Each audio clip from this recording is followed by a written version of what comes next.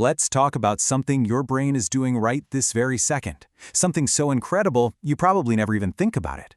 We're talking about speech perception. It feels so easy, so automatic. But what's really going on behind the scenes? Well, it's one of the greatest magic tricks your brain ever performs. I mean, really, stop and think about that. How? How are these sounds leaving my mouth, traveling through the air, and turning into actual meaning inside your head? It seems so straightforward, but the journey from a simple sound wave to genuine understanding, well, it is a wild, wild ride.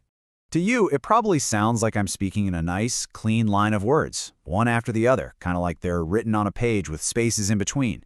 But the physical reality of the sound that's actually hitting your eardrums is something else entirely. Okay, take a look at this. This is a spectrogram. It's basically a picture of sound. This one is showing the phrase I-O-U. Now look really close. Can you tell me exactly where the I stops and the O begins, or where O blends into U? You can't. There are no neat little silences, no clear boundaries. It's just one continuous, overlapping, and honestly pretty messy stream of sound. So the first big question is, how on earth does your brain make any sense of this chaos? To figure that out, we've got to play detective.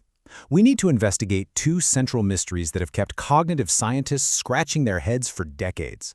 These are the two massive challenges your brain solves every time you listen to someone talk. So here are our two main culprits. First, we have the segmentation problem, which is all about where do the words begin and end. And then we have the lack of invariance problem, this really tricky idea that the same sound is physically different every single time we hear it. Let's tackle the first mystery. Unlike reading a book, spoken language doesn't have little white spaces between the words. It just flows. Your brain has to take that continuous stream and somehow slice it up into individual, meaningful words. It has to find the breaks that aren't actually there in the sound itself. Now this second one, this one is a real mind-bender. There is no single, stable, one-to-one match between a sound we perceive, like a D, and the actual acoustic signal. For example, the sound wave for D is physically different in the words did, da, and do. And yet, you hear D every single time. There's no constant, no invariant property for your brain to latch onto. So let's dig a little deeper into this lack of invariance problem. A good way to think about phonemes, those basic units of sound, is not as solid, unchanging bricks, but more like chameleons. They're constantly changing their color to match their surroundings, and the main reason for this is a cool phenomenon called co-articulation. So, what is co-articulation? It just means that when you're speaking, you're always thinking one step ahead. As you're making one sound, your mouth is already starting to get into position for the next sound. Because of this, the sounds all blend and overlap and influence each other. Here's a perfect example from the linguist Steven Pinker. Think about saying the name Cape Cod. You've got two C's in there, right? But if you really pay attention, you'll notice you say them differently. The C in Cape is pronounced differently than the C in Cod because of the vowels that come right after them. That is co-articulation in action. Come on, let's try this right now. Say the word kill. Now say cool. Feel that? When you say kill, feel where your tongue is for that K sound. It's pretty far forward in your mouth. But for cool, your tongue moves way back. They are two totally different physical movements, creating two different acoustic signals, but your brain just says, yep, that's okay. And believe it or not, it gets even more complicated. On top of all that, your brain is also constantly adjusting for different speakers, different accents, different speeds of talking. It deals with things like assimilation, where sounds literally morph to be more like their neighbors. Think about how green paint often comes out sounding like green paint. And it handles elision, where we just drop sounds completely in fast speech, like next spring becoming next spring. The raw signal is just unbelievably messy. So that brings us to the big question, right? If the information coming from our ears, the bottom-up signal, is this chaotic and unreliable, how do we understand each other so perfectly almost all the time? Well, the answer is that our brains do a lot more than just listen. And here is the breakthrough. The key to understanding all of this is realizing that speech perception isn't a passive activity where we just soak up sounds. No, it's an active, lightning-fast, and brilliantly predictive process. See, your brain isn't just waiting for sounds to arrive. It's constantly running ahead, making predictions and forming hypotheses about what it thinks it's going to hear next. It uses everything it knows, vocabulary, grammar, the context of the conversation, to make these incredibly sophisticated guesses. This is what we call top-down processing, And it's how your brain helps make sense of that messy signal from the bottom up. So just how powerful is this predictive brain of yours? Let me ask you a weird question. Is it possible for your brain to make you hear a sound that doesn't actually exist? A sound that was never there in the first place? You bet it can. This is shown by one of my favorite cognitive tricks, the phonemic restoration effect. Here's what researchers did.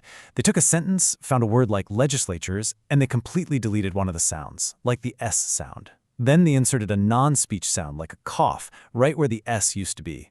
The result is just amazing.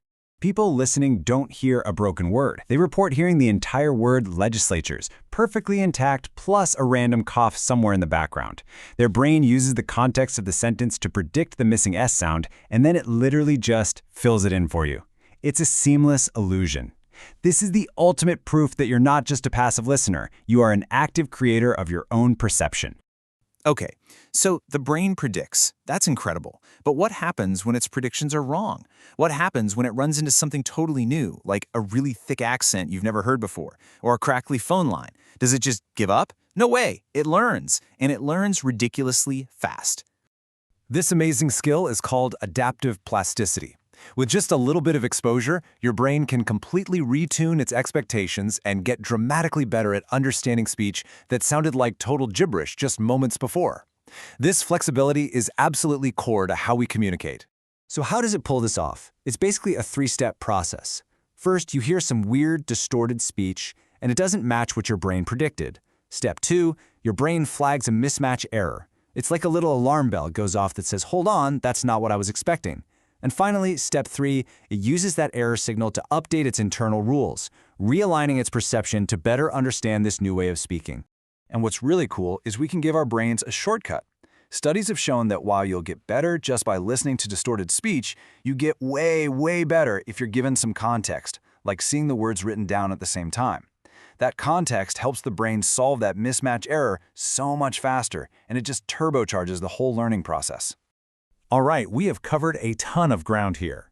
We started with the messy reality of the sound signal and journeyed all the way to the brain's incredible ability to predict and adapt on the fly. So for those of you studying this, let's nail down what you should really be focusing on. Think of these as your key takeaways, or maybe some potential essay topics for your final exam. First, you absolutely need to be able to discuss the two main challenges, the lack of invariance and the segmentation problems, and be ready with examples for both. Second, you should be able to explain how top-down processing, especially using the phonemic restoration effect as proof, shows that speech perception is an active, not passive process. And third, be able to define adaptive plasticity and explain how our brain uses both its internal predictions and external information to learn. And that brings us to a final thought to leave you with. We've seen that our brains aren't just rigid decoders, they are these incredibly dynamic, adaptive learning machines. So, as we try to build the next generation of artificial intelligence, things like Siri or Alexa, the real challenge isn't just about processing sound better. It's about building systems that can predict, learn, and adapt with the same stunning flexibility as the human mind. How exactly do we teach a machine to perform our brain's greatest trick?